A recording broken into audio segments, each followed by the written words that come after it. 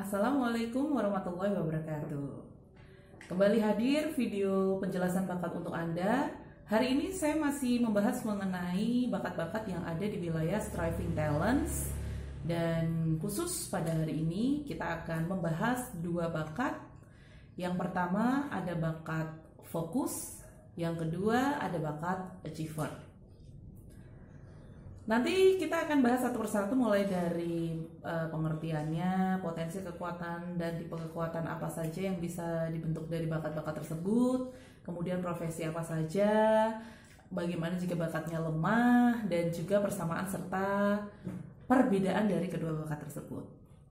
Baik, kita langsung saja mulai. Yang pertama saya akan membahas mengenai bakat fokus. Apa itu bakat fokus? Jadi bakat ini akan mendorong Anda untuk terarah pada satu target dalam rentang waktu tertentu. Seorang dengan bakat fokus yang cukup dominan mampu menentukan arah dari pekerjaannya, kemudian menjalaninya, menjaganya agar keep on track alias tetap di track yang sudah ditentukan. Kemudian mereka juga pandai memilih prioritas. Dan tentu saja orang dengan bakat fokus ini memiliki dedikasi yang tinggi dalam pekerjaannya. Mereka sangat fokus hingga pekerjaan itu selesai, tidak mudah teralihkan dengan godaan-godaan yang lain misalnya ya. Jadi ketika mereka bekerja, mereka akan melakukan pekerjaannya satu persatu. Alih-alih melaksanakan pekerjaan dalam beberapa pekerjaan dikerjakan dalam sekaligus, orang-orang dengan bakat fokus ini single tasking, jadi mereka akan menyelesaikan pekerjaannya satu persatu. Satu pekerjaan dulu fokus, setelah selesai baru beralih ke pekerjaan yang lain. Jadi inti dari bakat fokus ini adalah memelihara target.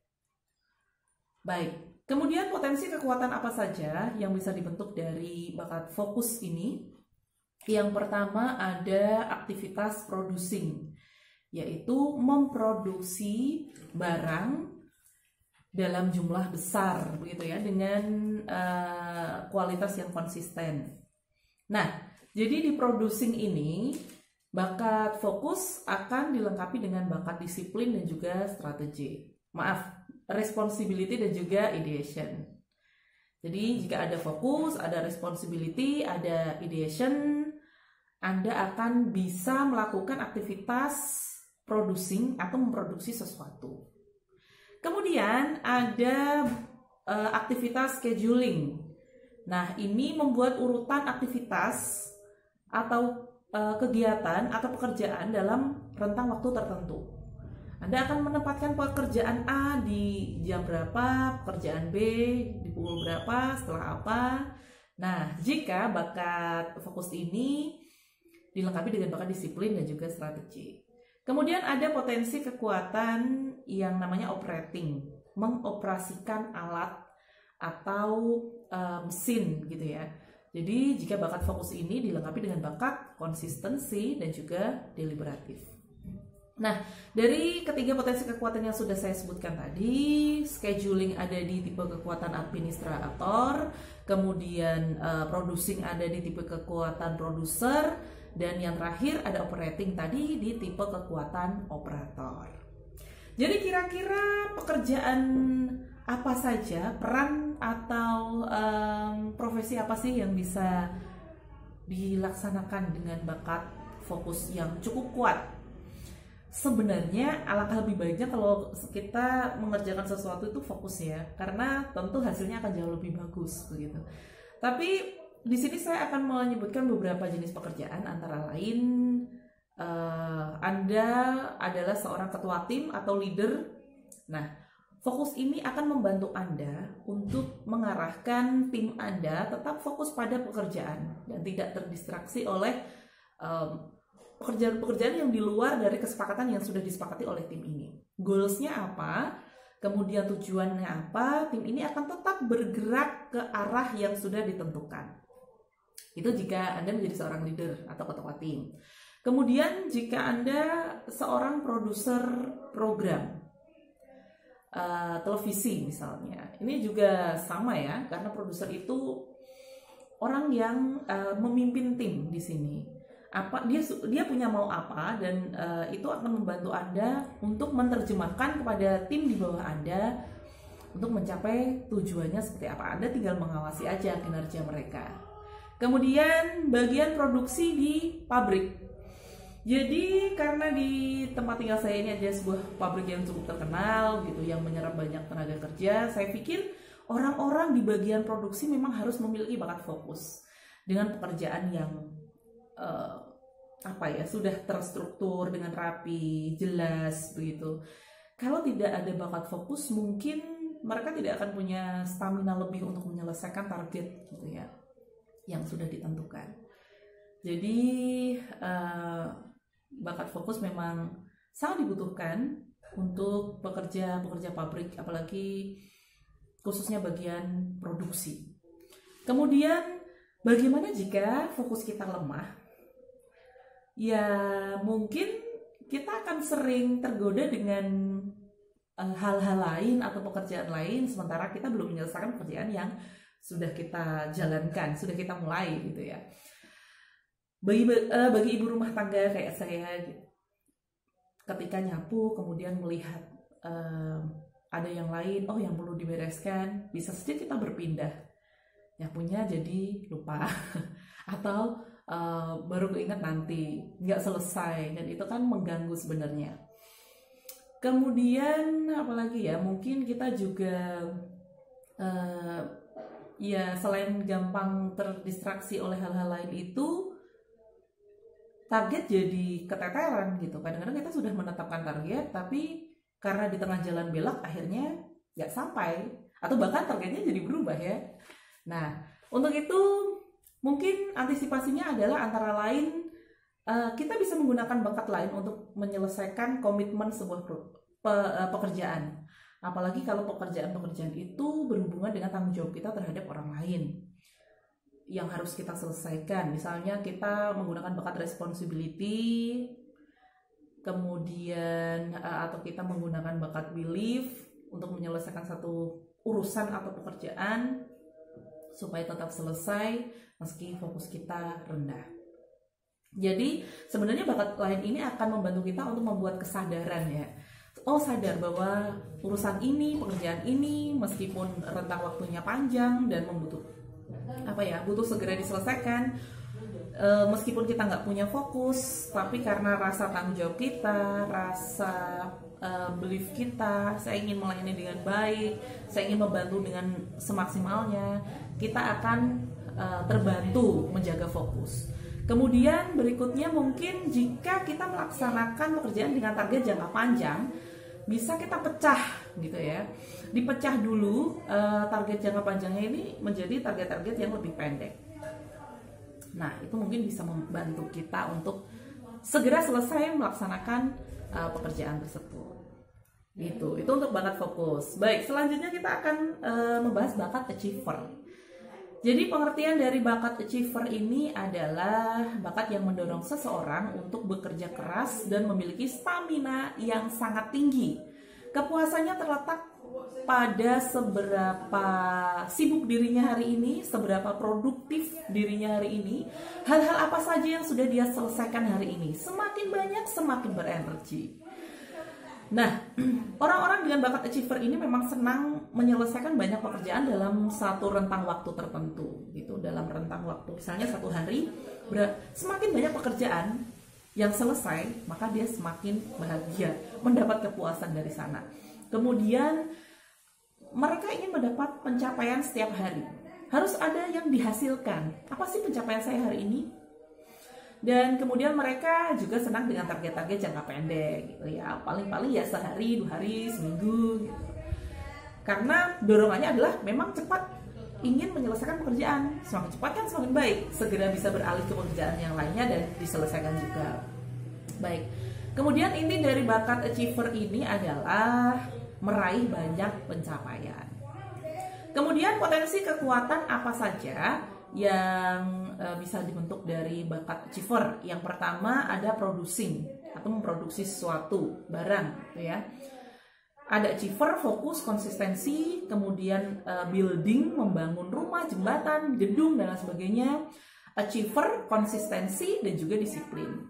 Atau dengan potensi kekuatan assembling, yaitu menyusun semua bagian suku cadang dari benda atau barang untuk menjadi satu kesatuan yang lengkap. Jika bakat achiever dilengkapi dengan konsistensi dan juga disiplin. Atau installing ya. Jadi installing ini adalah memasang bagian-bagian yang terpisah pada suatu mesin atau peralatan supaya bisa digunakan. Itu bakat achiever dilengkapi dengan bakat fokus dan juga responsibility.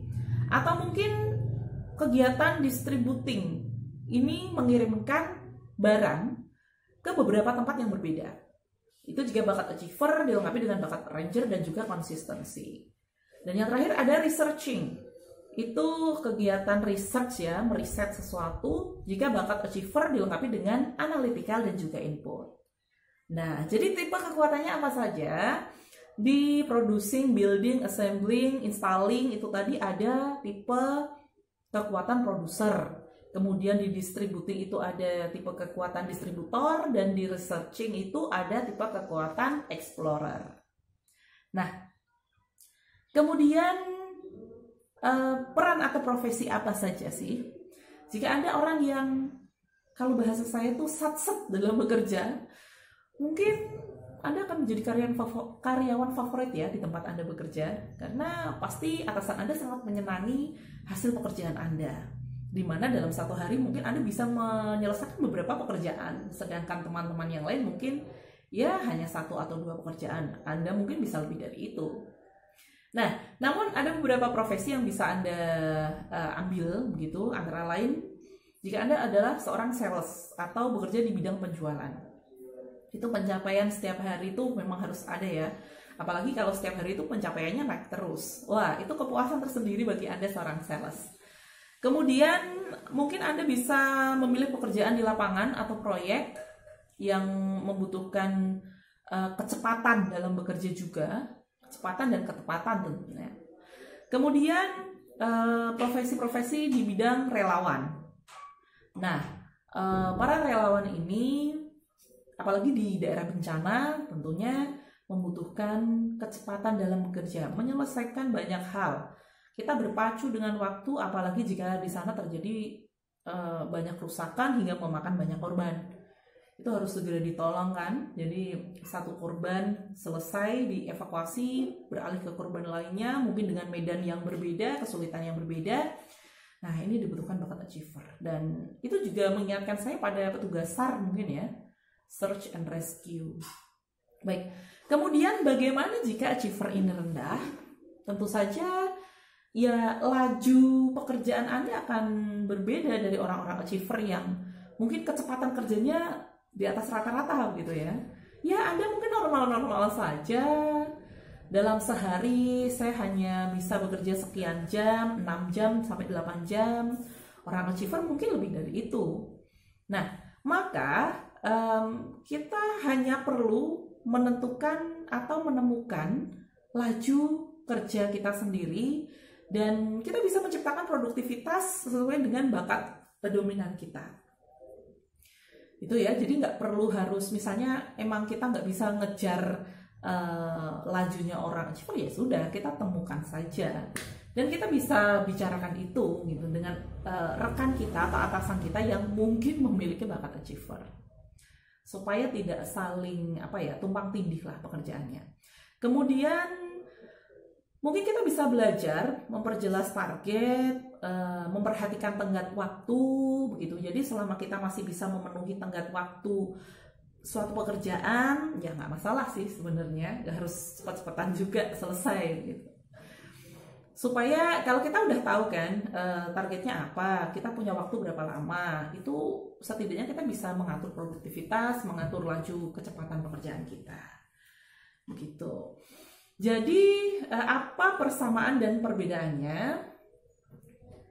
Bakat fokus dan juga bakat achiever ini sama-sama, kalau kita melihat, mereka adalah orang yang sangat tekun dalam mencapai target. Jadi mereka bekerja dengan tekun, istiqomah begitu ya. dan mereka juga bisa menjaga stamina dalam menyelesaikan pekerjaannya. Nah, namun perbedaannya, misalnya jika fokus itu mereka konsentrasinya kuat dalam menyelesaikan satu jenis pekerjaan saja. Sedangkan achiever, staminanya yang kuat untuk menyelesaikan beberapa pekerjaan. Mereka sama-sama tekun, tapi orang fokus hanya bisa dalam satu pekerjaan, sedangkan orang achiever bisa dalam beberapa pekerjaan. Kemudian dari sisi pekerjaannya memang kalau fokus kan memang cuma satu ya. Satu dulu selesai, baru beralih, sedangkan achiever sendiri ternyata dalam satu waktu beberapa pekerjaan bisa diselesaikan. Itulah beberapa perbedaan, dan juga tadi sudah dibahas juga persamaan dari bakat, fokus, dan juga achiever. Baik, demikian penjelasan saya hari ini. Terima kasih, kita akan lanjutkan kembali esok hari. Masih ada 2 bakat yang belum dibahas, jadi pastikan Anda untuk tetap mengikuti postingan saya berikutnya ya. Terima kasih. Assalamualaikum warahmatullahi wabarakatuh.